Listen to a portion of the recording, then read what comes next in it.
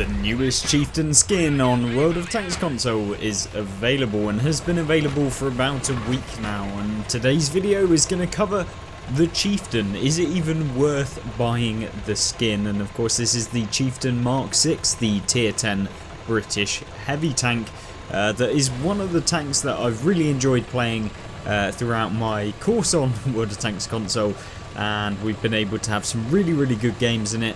We're going to be showcasing two replays today. The first one is showcasing maybe not the highest damage of the two, but mainly showcasing the skin, and then we'll move into an older replay that I had from a couple of weeks ago when we decided to do this in preparation for when the skin got released. So we've got two here looking nice, and my personal ideas on what I think the skin looks like. I mean, it's pretty nice. I mean, this is probably one of the nicest skins Wargaming have come up with in a long time, and of course on one of the vehicles that I really enjoy playing, so even more of a bonus to seeing this in the game. And it does cost you 2,000 gold if you want to pick up the skin. Unfortunately, it is a bit of a disappointment that you do have to pay so much to be able to get them, but I mean, at the end of the day, Wargaming have to do some development to be able to get these, so I'm not too kind of disheartened at the fact that they do actually cost some money. Now then, what does the chieftain do well? If you don't already know, well, it's because of the fact that it gets this turret armor, the mobility and everything, that this tank is fairly competitive, and that's why having a tank like this is super nice to see, and why you're able to have really good games is because you have that speed, mobility and the kind of ability to bounce a few rounds as well using the armor. You know, you do have a turret which can be penned and they can hit you in the cupola, which is not ideal whatsoever, but it certainly is not all too bad, to be honest with you, and you can usually get away with it for the most part. You know, if you come up against someone that knows what they're doing on World of Tanks, it's probably not going to work anywhere near as well, but you know, 90% of people on the game probably don't know what they're doing. So you often end up just getting hit in the standard areas on the turret and not getting penned. Now then, when it comes down to using the tank in this sort of scenario where you're coming up against hold down vehicles, it's not ideal because the MEO2 is a pretty annoying tank to pen, and although you have really good standard rounds on this vehicle, they are not enough to be able to go through the MEO2's turret, as you'd probably expect, considering that that is supposed to be one of the best turrets in the game, albeit compared to something like a Kranvang, maybe not, but at least at tier 9 it's probably one of the best turrets in the game if you keep that front of the turret towards the opponents. You can see here, easy shots, just literally being a nuisance to the enemy team. There's not a lot they can do, much like I can't do much to the Emil 2. They can't really do a whole lot unless they hit the cupola, and of course you're seeing the Emil 2 actually trying to do that right now. He does indeed hit the cupola, which is a bit disappointing, and of course in doing that he knocks out the commander, because brilliant, take literally the first shell of the game, get your commander knocked out, love it. Should really be taking a large medkit in this thing. I mean, I should just do that purely based off the fact I have like 50 million silver in the bank, so silver doesn't really mean a lot, but for the most part you don't really need it in this tank, so I wouldn't worry all too much. But the key thing is that this tank does really well when you can keep firing. Now, yes, I mean, any tank in the game is going to do well if you can keep firing, but what I mean by that is if you can continuously lock down tracks of opponents, if you can jump in front of rounds and be in the kind of forefront, be an aggressive type player, then you're going to come out with some fairly decent results, and that's what I like about seeing the chieftain in action, and you'll see more of that in the second gameplay that we have in today's video, which is the kind of the biggest game.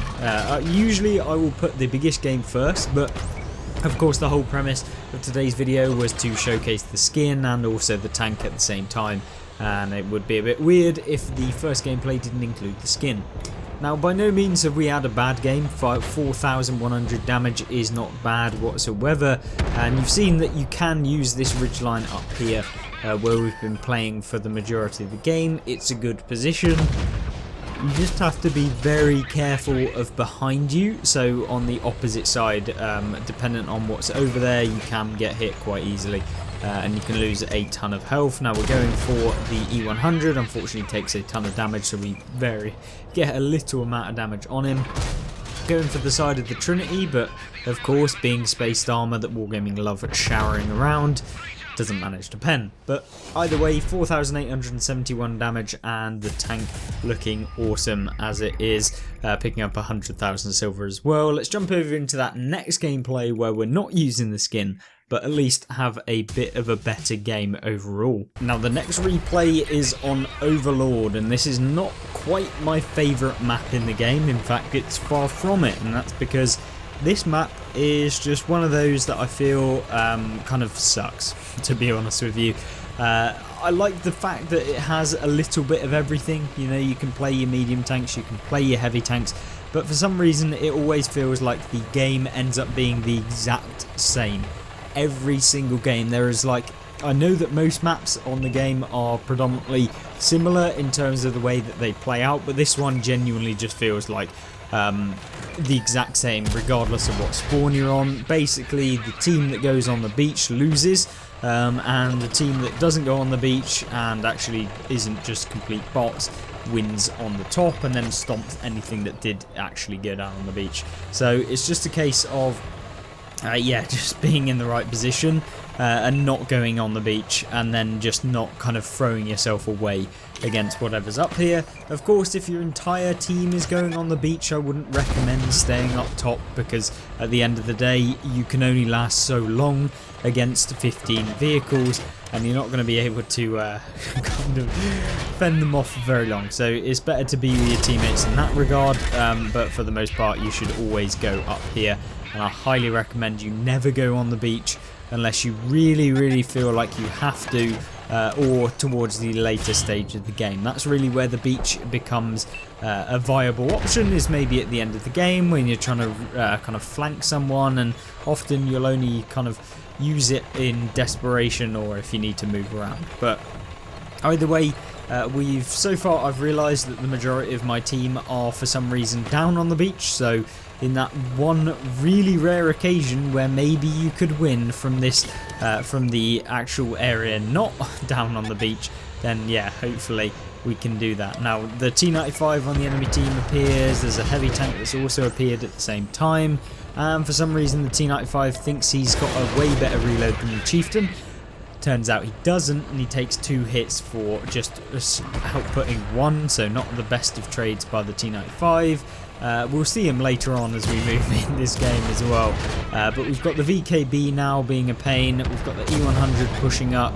I mean, the VKB does the right thing and actually just targets one vehicle, which unfortunately for me is me. I mean, I was trying to kind of be annoying and aim and try and get the turret to bounce. Now, didn't actually happen, and we indeed actually bounce off the VKB, which is not ideal whatsoever. But we load the premium rounds, meaning that the VKB's armor is just basically crap now, and there's no way of him actually being able to bounce us. So nice little amount of damage right there. Now the E100 does indeed come outside on, and we're gonna pin his tracks down. Hopefully you can see we're going to be able to go straight through the frontal turret armor as well when he's aiming over here. The T95, thinking he's just funny for some reason, decides he's going to come around once again, and we shut him down finally. We go for a shot on the E100 here. It doesn't manage to hit, but we are now going to go for that tracking shot on him as well, which we do land.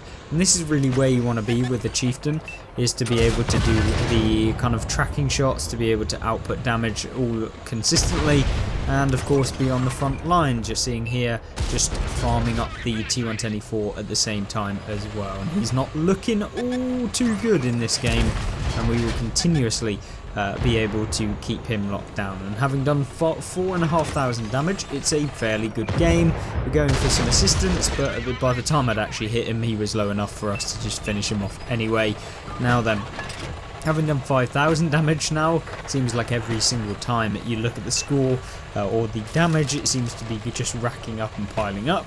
But this game, really nice, and of course showcasing kind of how even in the kind of terrible spots that you find yourself in, on World of Tanks, you know, where you've got multiple vehicles all coming at you all at once. The chieftain can still hold up even if the armour isn't the best in the game. I mean, it's far from the 279E's armour, but at least we can shut down the 279E with a calmer round, managing to set him on fire. So really nice to see. But 5,870 damage done now, an extra 800 since our last interval, and we're now just trying to get that last remaining shot on the T124 to bring us over 6k. Can we do it? No. Oh dear. Not looking good, but don't worry, the reload of the chieftain is actually really good and allows us to reload and take our damage total over 6,000 and pick up our 5th kill of the game. Win a victory that on Overlord, which I genuinely wasn't expecting whatsoever, and picking up 1,748 base experience as well. So really nice result there. And of course carrying the game, to be honest with you, especially on that top area with a mastery badge, cool-headed Spartan, blah blah blah, whatever you want to call it. But yeah, really nice result. And of course the chieftain, I highly recommend everyone to pick up this tank at some point on World of Tanks console. Is it a priority over things like the Super Conqueror? No, probably not, but the chieftain is certainly a competitive one. And thank you very much for watching. Don't forget to check out some of the gameplay and tank reviews, and of course the update news that will be coming out tomorrow. Stay tuned for, and subscribe if you're not already. And I hope you join me in the next one. Goodbye.